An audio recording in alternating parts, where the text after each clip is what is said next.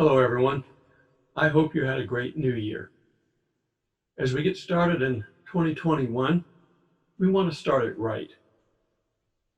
You should have a Bible reading plan. Call it a New Year's resolution, only this one you need to keep. Resolutions tend to last for a week or two. Ask any gym. They get people to sign up for the gym and they overbook the place. And within a month, the 3 people that normally go are there. Same thing with a diet plan. If you only have a diet for a week and then go off of it, it's not going to do you any good. We're talking about lifestyle changes. If it's good, you should do it for life. And if it's hard to do, you incorporate it in bit by bit until you get used to it. Habits are easy to form if you're willing to put the effort into it. So, getting back to reading the Bible. Why do we want to read the Bible? Well, there's a number of reasons. One, if you look at my video behind me, I'm looking at the wonders of God. And the Bible is the best place to find an explanation of how God does things. You can learn an awful lot about Him. Now, where do you start? If you're a seasoned Christian and you've been in this for a long time, I recommend that you just do your annual full Bible read. Start at Genesis, go all the way to Revelations over the course of a year. We're not talking about a marathon here. I think it's calculated there's a little over 70 hours worth of reading at normal pulpit readings, style and speed. But you want to scatter it out. You want to be able to think about it. And before you read anything out of the Bible, you want to pray. Make sure your heart and mind are clear, connected to God, and that the Spirit then can teach you what the meaning of the Bible is. So again, seasoned Christians, you should be reading the entire Bible. You can still have Bible studies throughout the year at church and do other things like that, but this is just for your own personal use. If you're a new Christian, I recommend starting with the book of John. There are 4 main Gospels that talk about the life of Christ. The first 3 are pretty much the same story from 3 different points of view. John is a little bit different. He kind of encompasses everything. He starts at the beginning and covers the whole premise of salvation. So John's a good place to start. And I'm just going to read a little bit out of John just so you can see.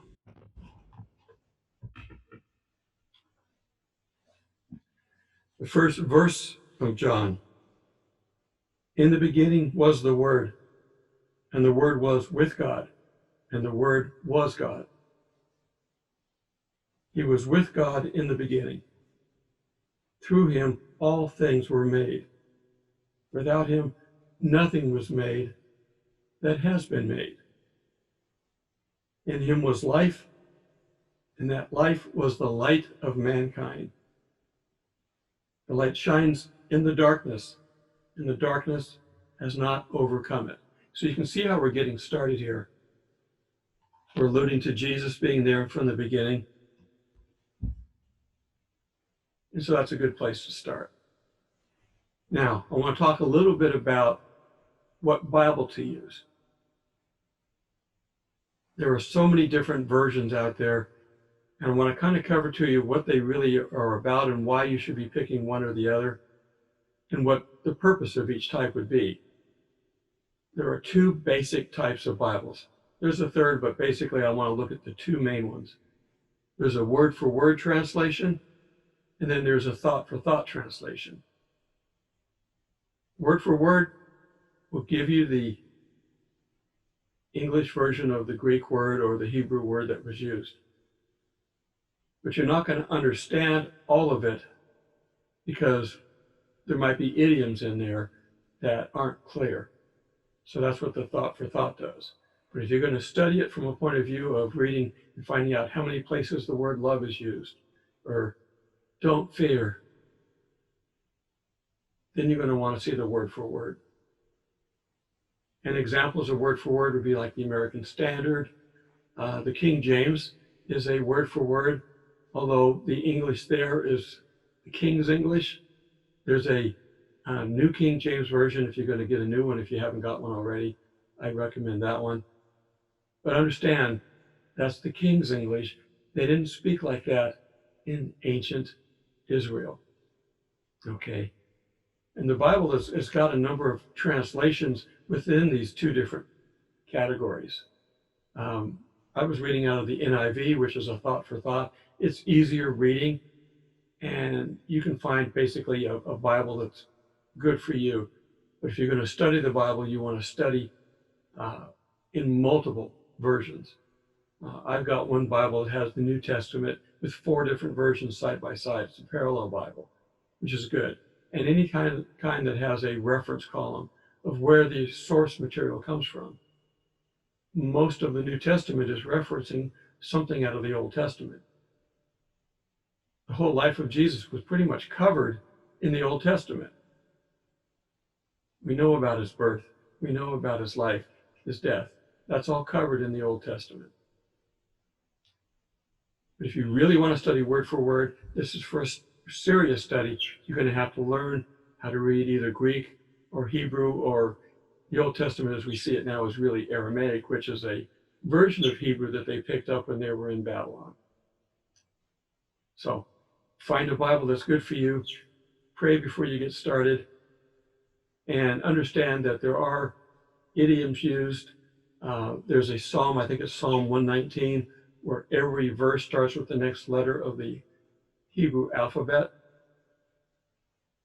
And the first 2 letters of the Hebrew alphabet are Aleph and Bet. So you get the word alphabet. So these are some fun things that you can study when you get into that. There are 66 books. You divide them up.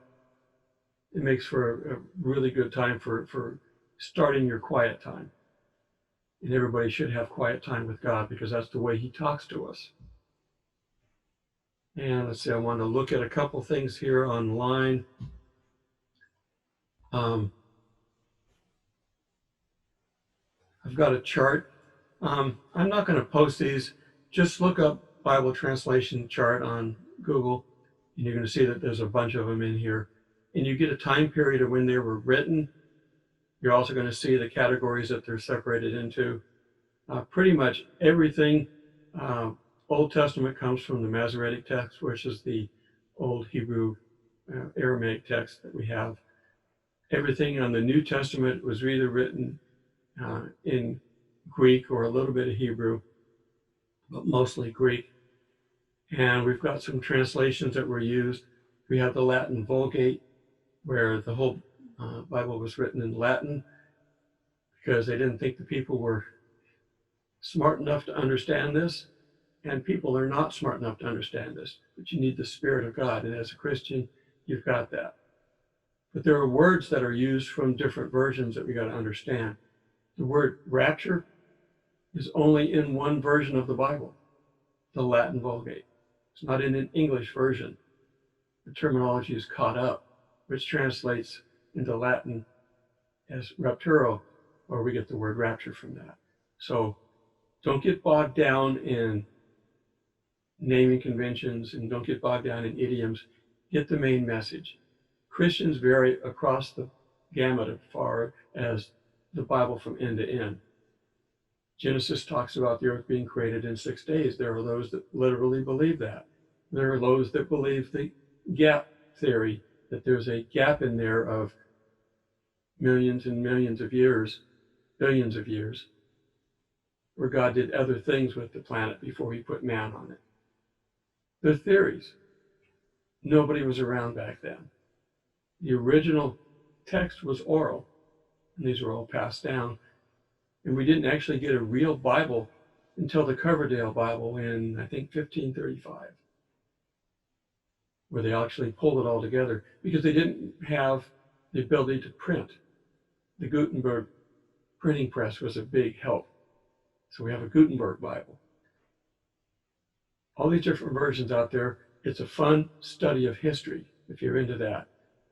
But you've got to get the Word of God into your mind and into your heart so that the Spirit can use that. Jesus, when he was tempted for his 40 days and 40 nights that he was away, Satan came to him and said, "Look, you're hungry, eat some bread." And Jesus quoted back a verse to him, "Man shall not live by bread alone." Every time he was tempted, Jesus had a verse. So it's helpful to have some of these key verses memorized. But you start off by reading as much as you can, and then you start picking areas and you zoom in on them. More in-depth studies. There's so much written in the Bible. I've read the same verse multiple times and got different meanings from the Spirit.